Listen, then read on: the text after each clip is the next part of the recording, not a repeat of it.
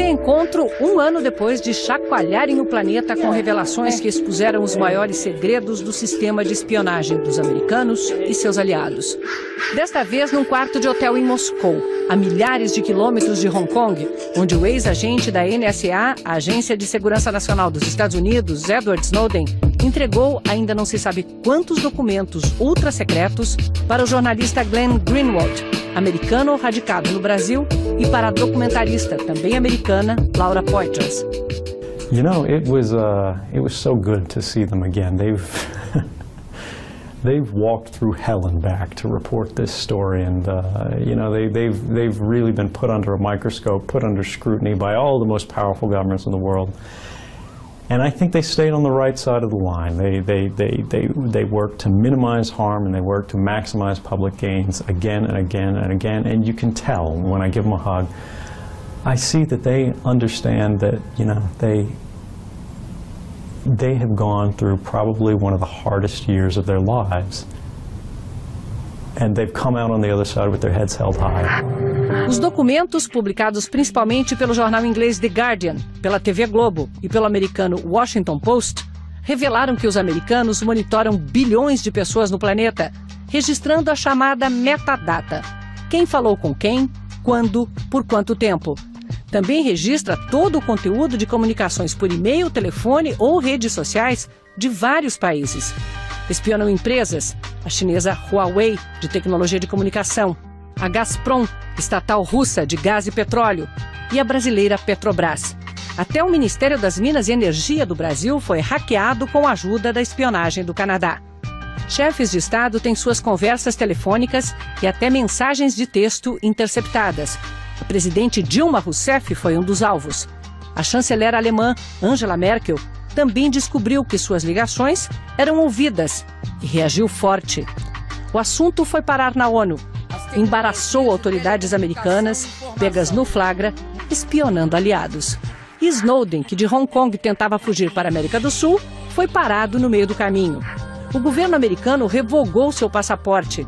Snowden ficou quase 3 meses no limbo, na área de trânsito do Aeroporto Internacional de Moscou, sem poder entrar no país nem sair. Em agosto do ano passado, conseguiu asilo na Rússia. Edward Snowden se apresentou como responsável pelo vazamento logo que os primeiros documentos foram publicados. Segundo ele, para evitar que inocentes fossem perseguidos. Mas desde então, se afastou dos holofotes. Na semana passada, após indicar em que hotel deveríamos nos hospedar em Moscou, ele apareceu à nossa porta, pronto para falar. You didn't do any interviews for a year, with a few exceptions of the Washington Post, one email interview with us. Why? Why did you decide now to come forward and give this interview?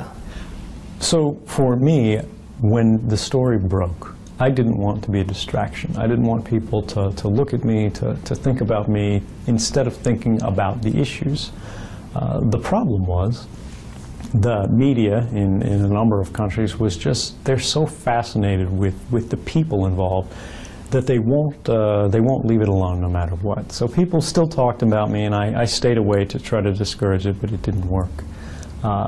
However, what's amazing is that in the course of the last year, despite the distraction that the media, used pursuing me, is that the debate continued to grow.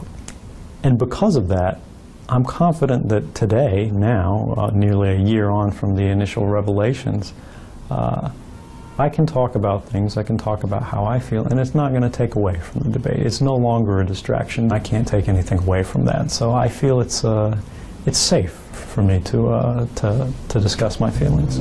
Vamos começar pelo começo, quando o garoto de Maryland abandonou a escola sem terminar o ensino médio. What are your influences? I've had so many influences in my life that I don't like to pick out one. If I were to pick any single influence, without going into books specifically, without going into academic influences, I would say it's the internet.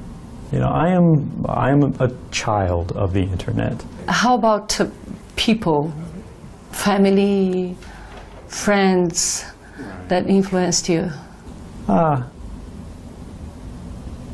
Like I think everybody, Anyone who has the benefit of close family ties can't help but be influenced by them. I don't like to talk about my family because it's very private. They didn't ask to be a part of this, and I don't want to drag them into my politics and my story. But you know, I've been inspired by the integrity of the people around me throughout my life. People who have been faced with really hard choices that were really uncomfortable, but somehow they found the strength to do what was right. How did you learn about computers? It was very natural. It was organic. I was kind of self-taught. I was fascinated with technology. When my father brought a computer home for the first time, or brought me into his office, and I used a computer there, I wanted to understand it. And then eventually I became that child who was always taking apart things, disassembling the toaster. And then not knowing how to put it back together. But then I had the benefit of a family that was smart enough to make the decision that if I'm going to take something apart, it should be something that I like, that I need to use, not the toaster oven.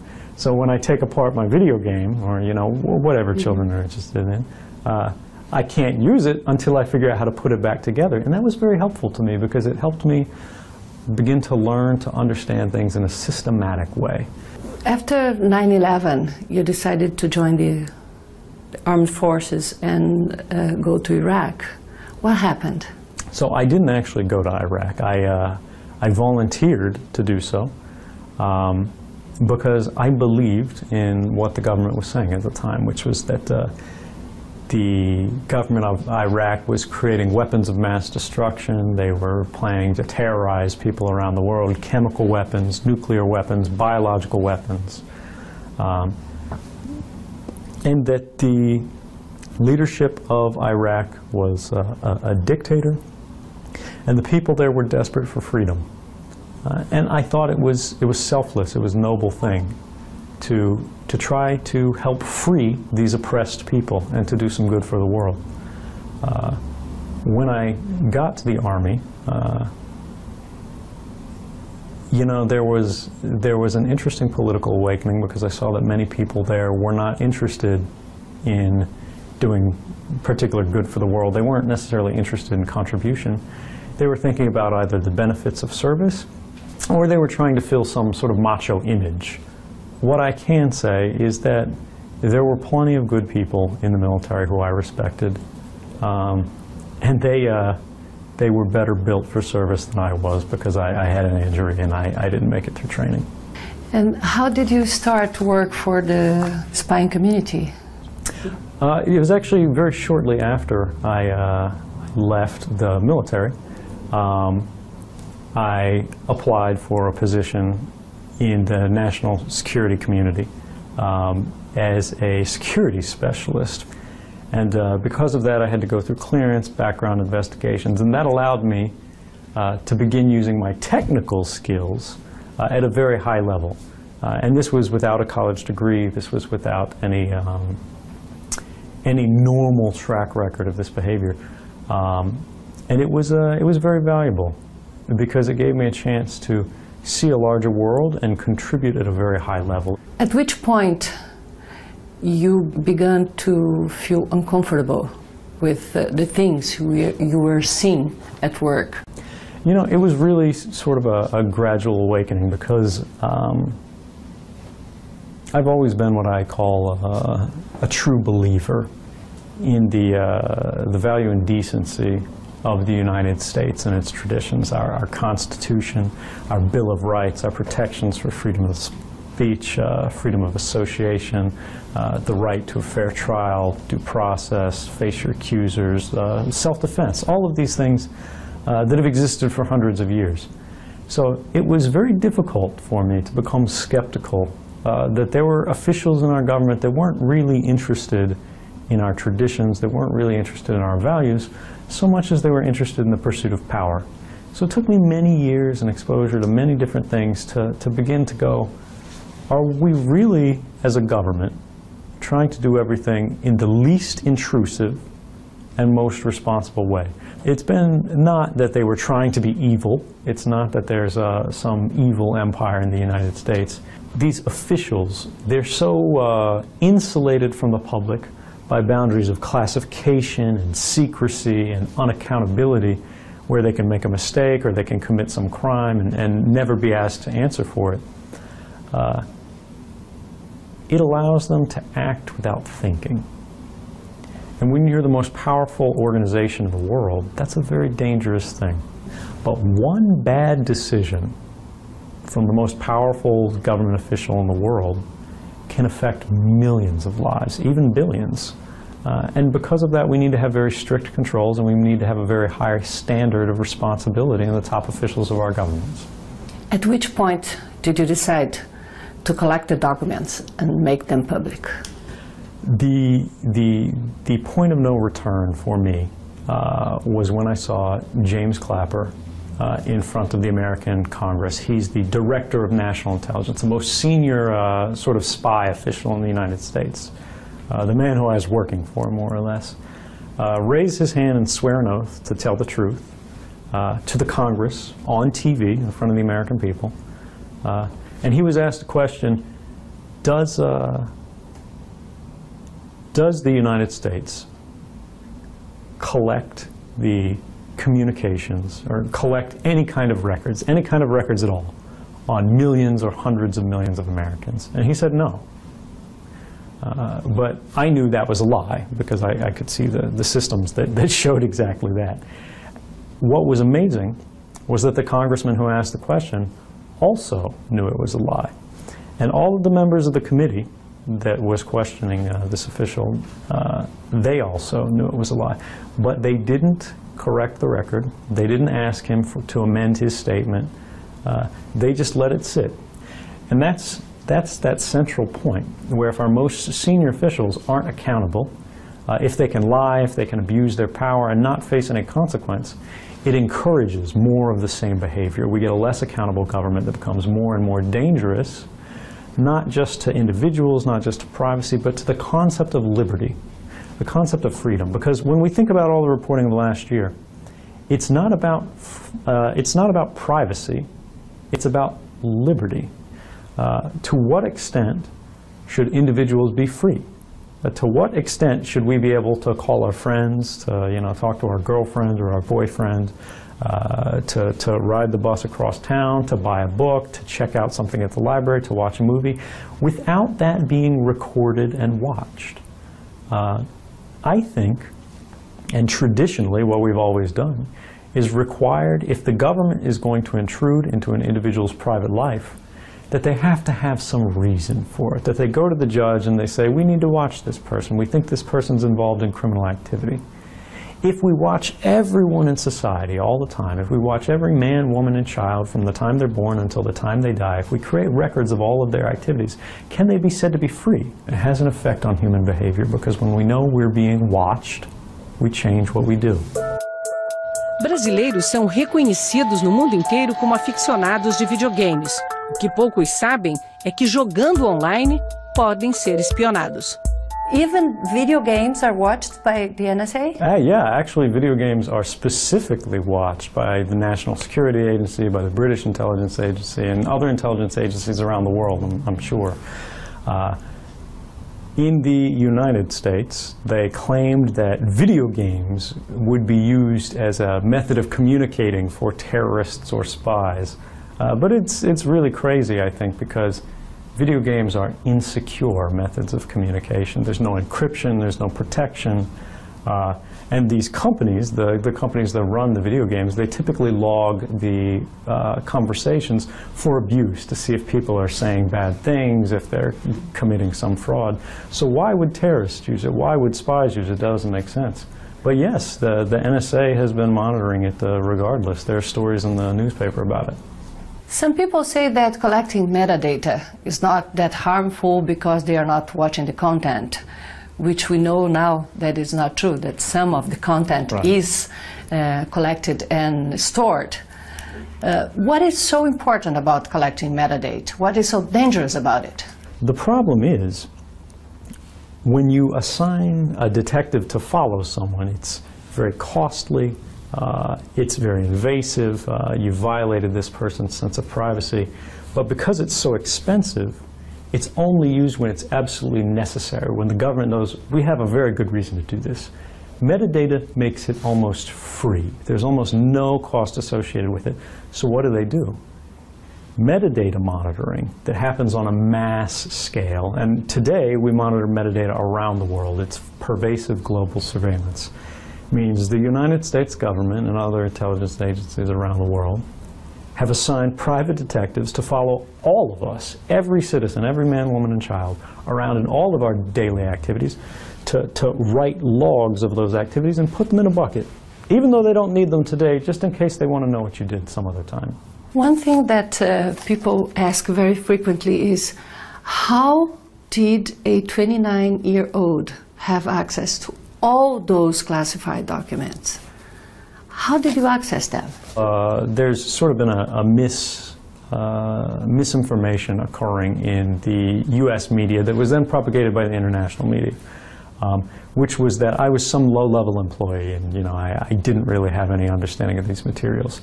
I was actually functioning at a very senior level. I had written policies on behalf of the United States government. I had I had been in meetings with the very top technical officials in the NSA and the CIA. The CIA's chief technology officer I had met with. And my role in some of these positions was when the U.S. government, when the Central Intelligence Agency, for example, had a technical problem that they simply couldn't solve, they needed experts, technical experts from private industries who had wide experience in all of these different areas to suggest, how can we do this? How can we fix this? How can we come up with a solution? And that was my job. I was what's called a systems administrator, or a super user, which means that I had more access than almost any other official in the intelligence community. Because even the director of the National Security Agency or the Central Intelligence Agency or any of these things, when they want to see some document, when they want to understand some program, they have to ask for someone, show me this, tell me about this, brief this for me. As a systems administrator, you are the person who can see all of that, because you are the one who controls all of the information. Why didn't you release all the documents in a website, for instance, or to WikiLeaks that would publish all of them? Well, first off, I think what WikiLeaks does is very important, and I think they have a role in the press. I think they're incredibly courageous, and they take risks that other organizations run away from. At the same time, I had a very specific intention that I wanted to approach in my own way. I could have taken these materials and published them online myself, just sort of thrown them up in the air and let anybody go through them. But I didn't, because I felt the way that I could minimize my own political biases, my own judgments, and make sure that the public interest is always served, is by partnering with responsible journalists, by big institutions, major newspapers who I have a lot of trust in. I wanted to submit it to a system of checks and balances. Organizations like The Guardian, The Washington Post, The New York Times, Globo, Der Spiegel, all of these organizations, their editors could say, hey, we think maybe we should minimize this because it might cause some risk to some individual. And then they could go to the government and ask the government, is this dangerous? Is there something we don't know about this story? Can you tell us something that we should avoid, that we should remove, just to be safe?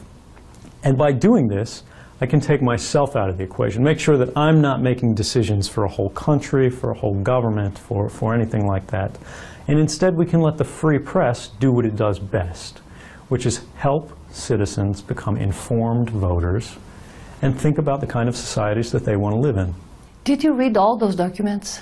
Yeah. Do you know exactly what's in every one of them? Yeah, I think Glenn's actually on the record. He's mentioned that all the documents that he received were categorized, they were organized, they had been labeled. Yeah, I evaluated all of the documents that were provided to journalists through one means or another.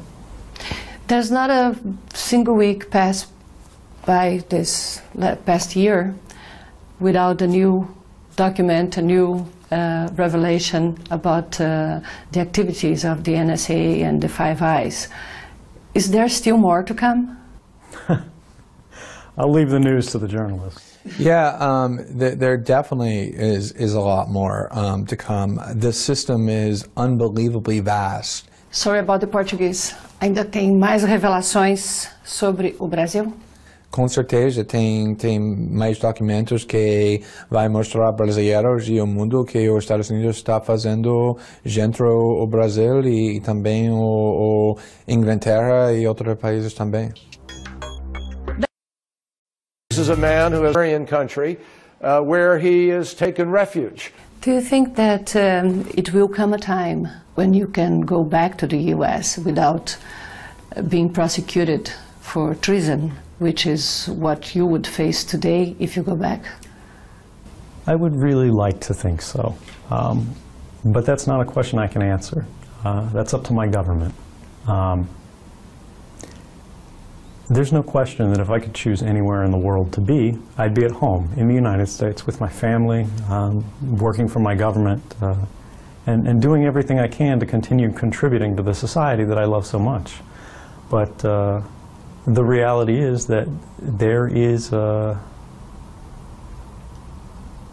great resistance in some areas of government in the United States, in some agencies of government, where if an official is embarrassed by the policies that they promoted, that they tried to keep secret so the public wouldn't find out, and then they're revealed,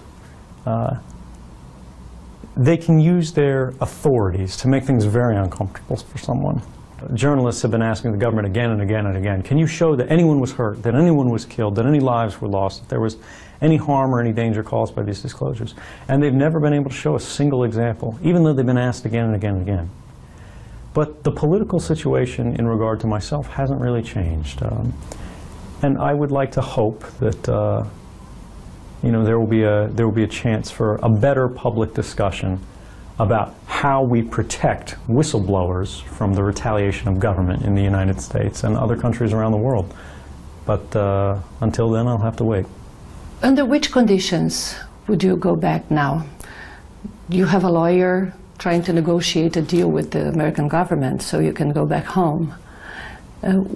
What would be the conditions for you to go back now? My legal team has a representative for the government to contact us to be able to have discussions. If the government believes we can help them protect some material, if they think we can contribute in some way, or if they are interested in coming to some kind of resolution that serves the national interest and is fair to all parties, which I think is clear. I don't think the United States government gains anything from trapping me in Russia, and I certainly don't prefer to be trapped in a foreign country. But as far as conditions, that's not for me to say. That's up to the government. Do you still have some documents with you? No. Because I knew I would be traveling through Russia, and I know Russia has a very sophisticated, professional, and aggressive intelligence service, I didn't want there to be any risk of espionage or that somebody could ask me for information. So I destroyed my custody of documents before I transited through Russia. Some people in the US, and it was published by major newspapers, speculated that the Chinese had your laptop drained before you left China. Right. This was a famous accusation made by members of Congress who had been embarrassed by these because they were responsible for the policies that have been revealed, and they needed some kind of attack, some response. So they said that I didn't know what I was doing. I was some guy who had all these laptops full of information just spilling out of these computers, and I walked through China and they drained them. They put a buck under it and they stole these secrets. But it's really crazy because I was a cybersecurity expert. I taught officials at the Central Intelligence Agency, Defense Intelligence Agency, National Security Agency how to protect themselves in areas like China against specifically these kind of things. Some members of the Congress say that you are a defector. How do you see yourself? So this is another one of those attacks where they use the same thing. The government calling someone a defector is very normal. It's like they're reading from a script. The bottom line is, you can't be a defector unless your loyalties have changed to an enemy of the state. And my loyalties haven't changed. I work for the United States government. Even today, I work for the people of my country. I don't work against them. I don't want to bring down the government. I don't want to destroy the NSA. I want to improve them. I want to make them better. Would you be willing to face court in the U.S.? I would love to face court in the U.S. If they reformed the Espionage Act to allow people to make a real defense. Right now, the Espionage Act is a very unusual law. It prohibits people from making certain defenses. I can't even argue my case to the jury. I can't say that I was serving the public interest. They don't see a difference between someone who sells a list of agents' names to have them executed to an enemy country during a time of war, and someone who takes information about government abuses and gives them to the press to report in a responsible way. But as it stands now, there is no chance for me to make a case. There is no fair trial waiting for me at home. Why China and Russia? So I never chose to go to Russia. It wasn't a final destination. I was actually on my way to Latin America. I even had a ticket booked. This is public record. Where to in Latin America? Ecuador at the time. There were pictures of journalists on the plane to Havana from Moscow looking at my seat. But the problem was, as I wanted to board the plane, the United States had canceled my passport. They had revoked it and said, no, he can't travel anymore, because they wanted to freeze me in place. And at the time, they didn't have any effective criticism of me. They didn't have any way to go after my reputation. So I believe that a political decision was made that if they trapped me in Russia, they could say he's a Russian spy without having to prove it. I think it was done for political purposes. Since the moment you were spirited away by those two Chinese lawyers in Hong Kong to the moment you could leave the airport here, how was that? How did you go through that period? It was incredibly tense. You know, there was a level of uncertainty where you don't know what's going to happen that same night. You don't know what's going to happen when you go to sleep. You don't know if there's going to be a knock on the door. You don't know if there's going to be people who break down on the door. All you can do is trust that you're doing the best you can to do what is right. And maybe you make some mistake. Maybe you don't do things perfectly. But as long as you're motivated to good ends, you're careful, you're responsible, and you make sure that even if you don't succeed in creating some gigantic public benefit, if you at least cause no harm, you can be confident that no matter what happens, no matter whether you end up in jail, no matter whether you end up dead, you can be confident and comfortable with the decisions you've made, and that's how I felt. Fiquei numa sala, tiveram 6 agentes diferentes que eles estavam entrando e saindo. Em agosto do ano passado, o brasileiro David Miranda, companheiro de Glenn Greenwald, foi detido por 9 horas no aeroporto de Londres, acusado de terrorismo. Ele trazia documentos vazados por Edward Snowden da Alemanha para o Brasil. How did you react when you learned about David Miranda being detained at Heathrow Airport? I was shocked. I mean, I don't tell the journalists how to work or what to do, so I'm not sure exactly how they operate, but it's my understanding that David Miranda was working for The Guardian at the time. They had paid for his flight, and he was working as a sort of correspondent role for them.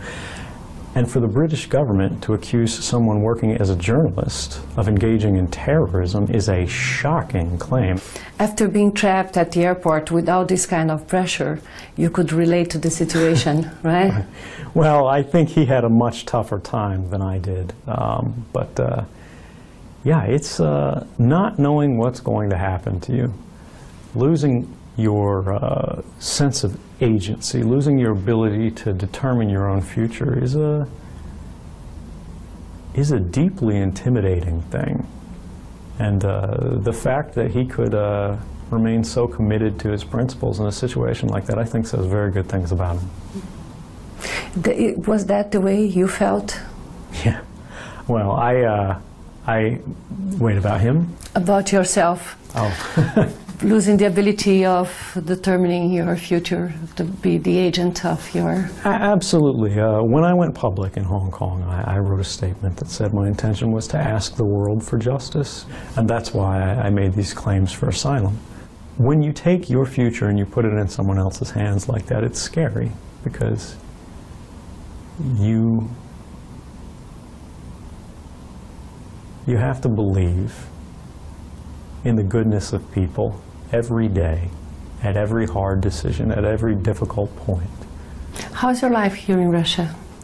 You know, it's really not as bad as they say. There are, you know, no country is perfect, and Russia has some political policies that I disagree very strongly with. They monitor the internet in ways I consider inappropriate. They regulate the press in ways that I think no government should do. But my day-to-day life, you know, it's much better than prison. Can you go out? Yeah, sure, why not? You're not seclusive. No. Well, I'm naturally seclusive because, again, child of the internet, right? Some people... So your life is online. Right, right. Some people, they want to go see landmarks. They want to visit tourist locations. I would rather read. I would rather write. I would rather communicate, discuss issues with my friends, with the people I trust, and try to build things, to try to engineer things, to try to create solutions and sort of improve the world around me in the best way that I can. Do you have any kind of security? Do the Russians watch you, or? Well, you know, the Russian services, again, I'm sure they're involved in some kind of surveillance, but I don't see it. For me... It's not ostensive. No. For me, if I need security, I hire security, but I prefer to be open and independent as much as I can. You know, I can't, for safety reasons, get into, you know, where I live and how I travel, but I would say I live a surprisingly open life. People don't recognize you on the streets? They recognize me when I go to computer stores, but you know, when I'm in the grocery store, when I'm, you know, looking at magazines, things like that, you know, nobody really recognizes me. You blend in. Yeah, you know. Do you wear any disguise, or you just go out? It's probably better. Edward Snowden face. Probably better if I don't answer that one. What do you miss most? My family, of course.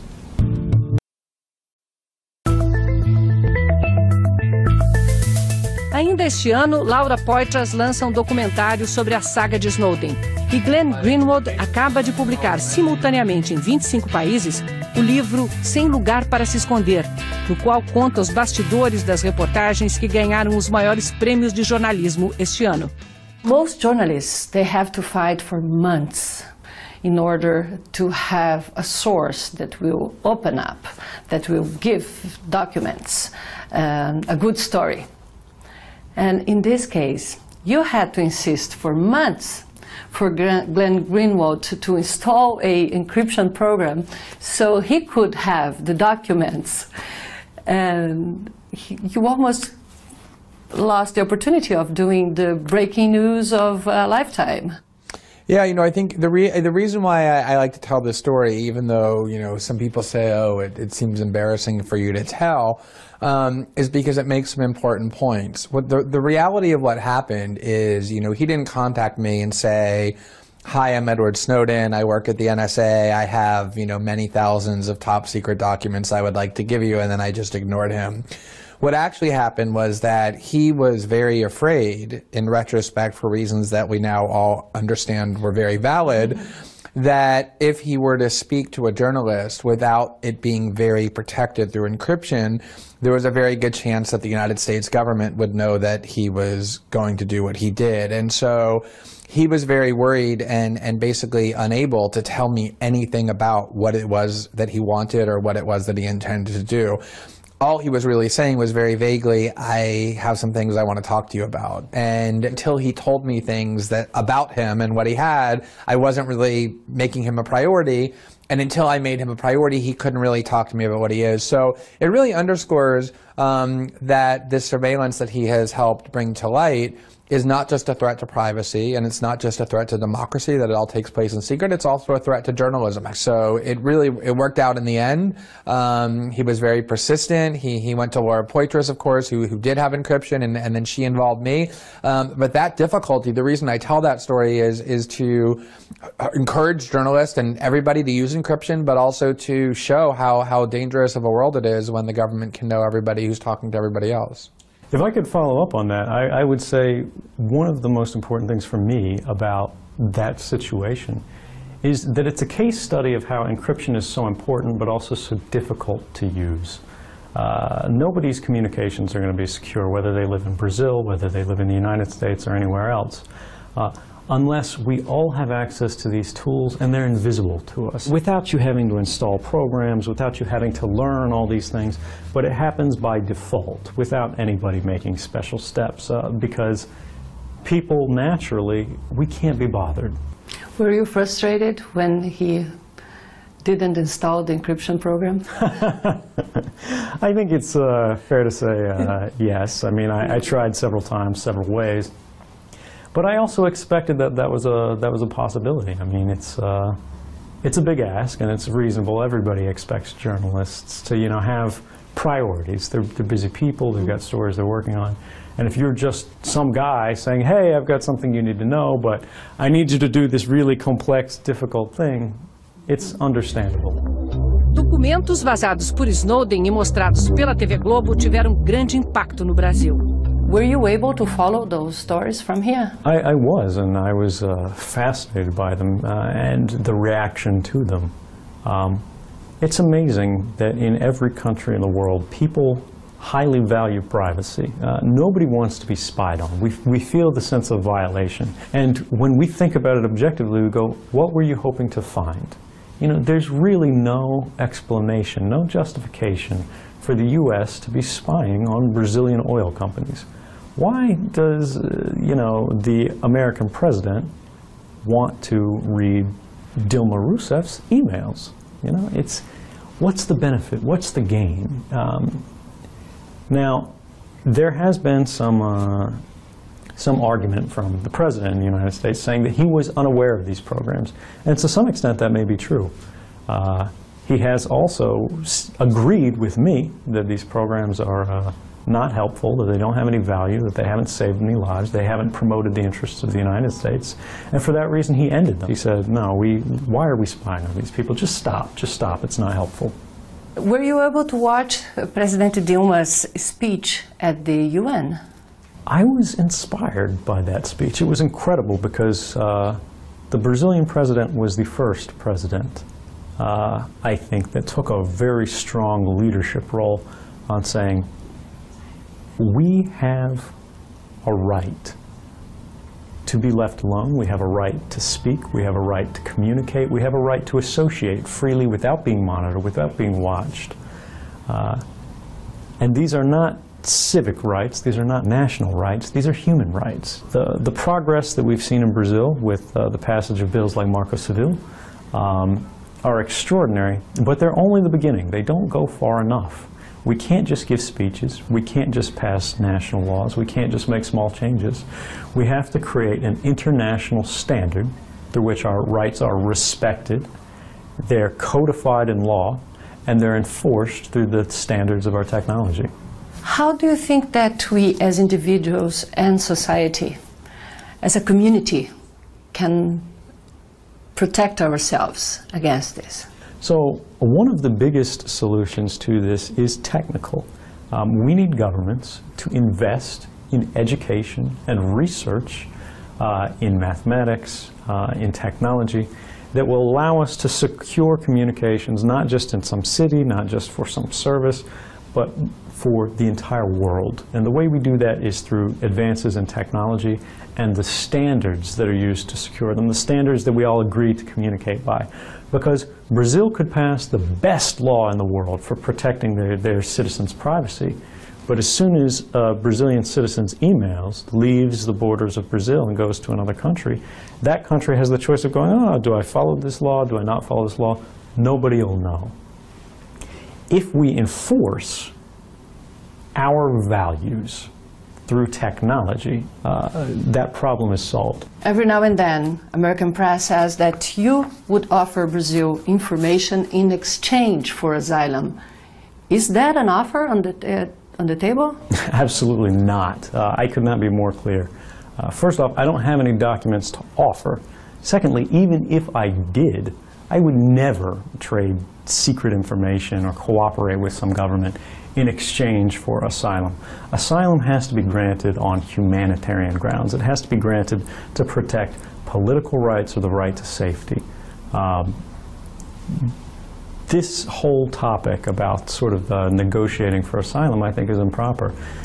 If Brazil wants to offer asylum, if they want to stand for human rights, if they want to protect the rights of whistleblowers, I think that's a good thing, and I would certainly encourage and support it, whether it's in my case or the case of anyone.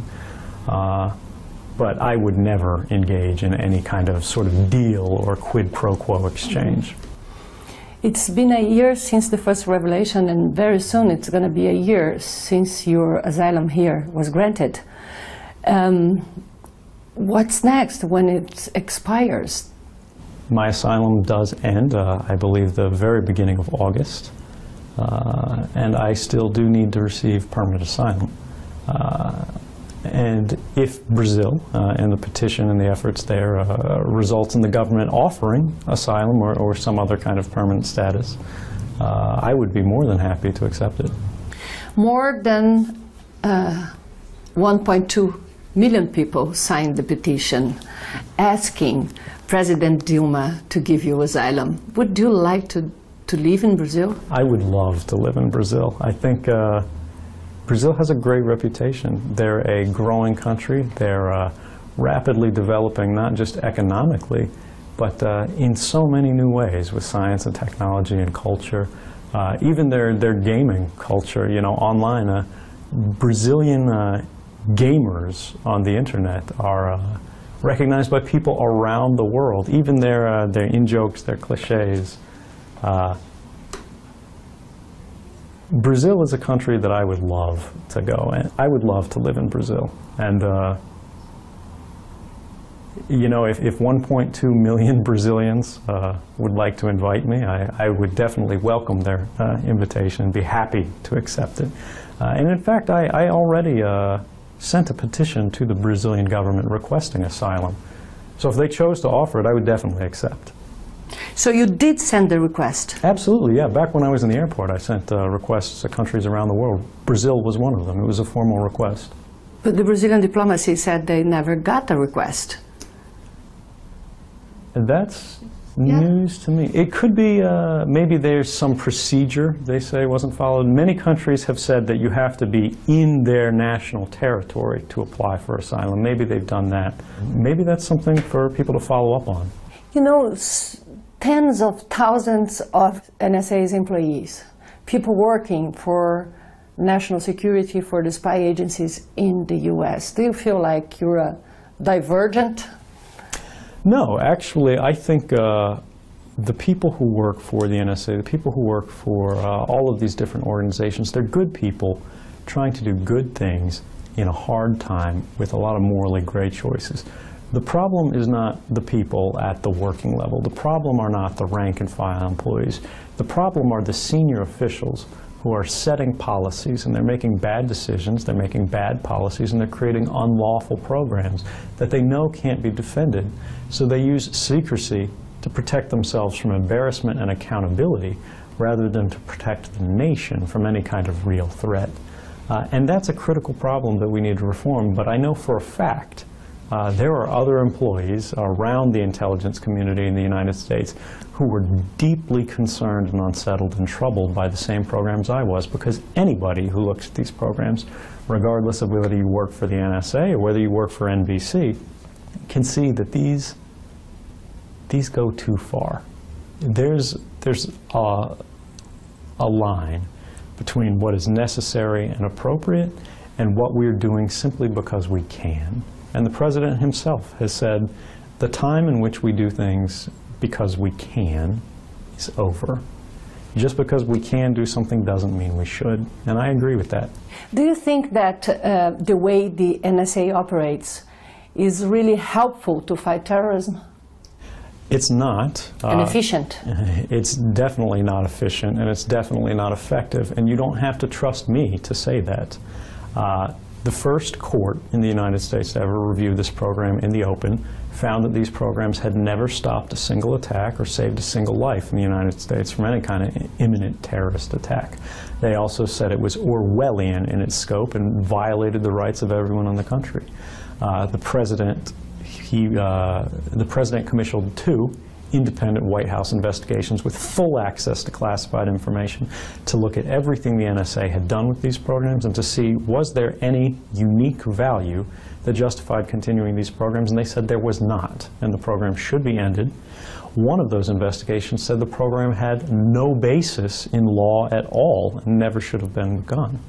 And the Congress in the United States, both houses are now saying these programs need to be reformed, they need to be ended, and protections need to be instituted to make sure something like this never happens again.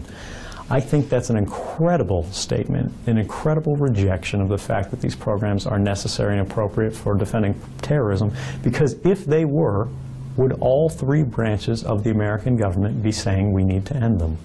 Are you happy? I am. It's been an incredible challenge. It's been a really tough year. I've worked harder than I think I've ever worked before, and you know, it is hard for me to be separated from my family, to be unable to go home, to be able to participate in my government and my society as fully as I'd like to. But at the same time, I can go to sleep every night and be confident that the choices I made, even when it was really hard, were what I felt were the right choices. And because of that, I can wake up every morning with a sense of satisfaction.